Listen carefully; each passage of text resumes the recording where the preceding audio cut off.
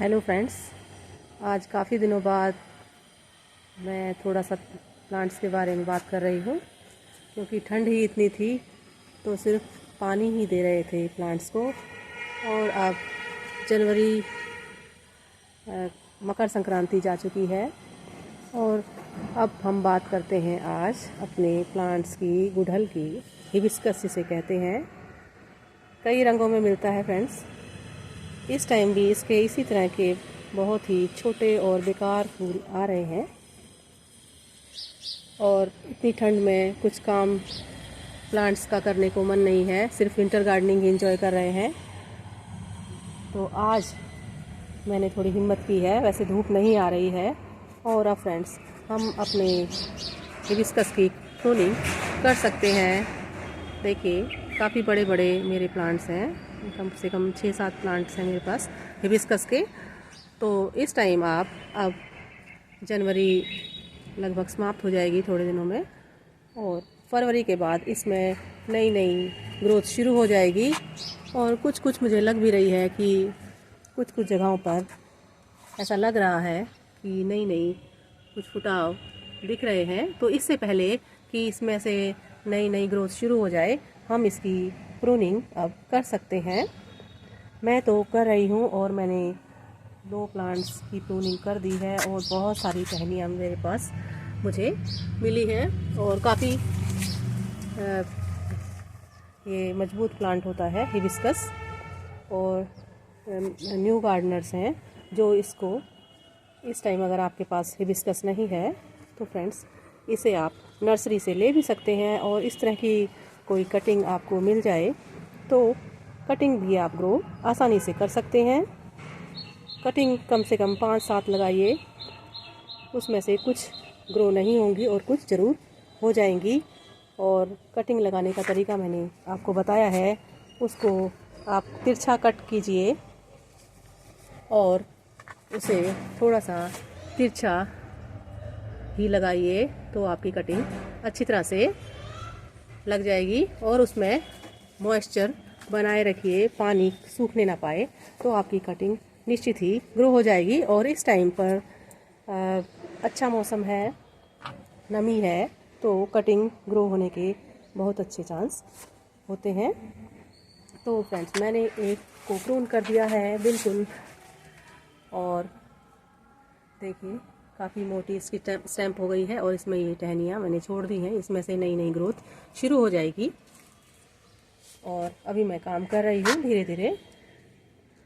और ये देखिए यहाँ से मैंने इसे थोड़ा सा कट करने की कोशिश भी की है, ये देखिए, क्योंकि मैं कैंची से कर रही थी पर ये इतनी बड़ी स्टैम्प है तो हट नहीं रही है, तो मैं चाकू का प्रयोग कर रही हूँ।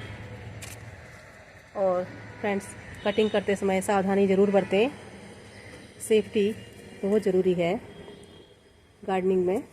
जब हम प्रूनिंग करें तो प्रूनिंग करने के बाद अभी मैं धीरे धीरे कर लूँगी। ये मैं आपको दिखा रही हूँ कि मैंने ये 2 प्लांट्स प्रून कर दिए हैं।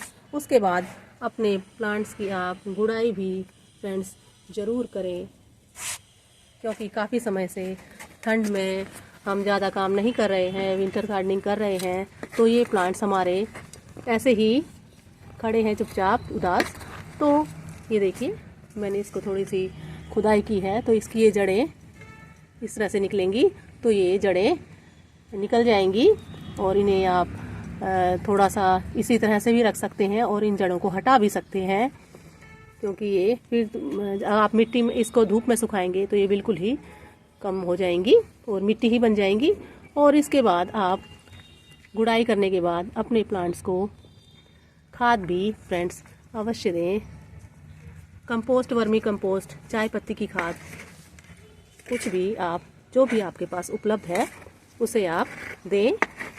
और गर्मियों भर ये आपका प्लांट बहुत ही अच्छे सुंदर फूल आपको देगा।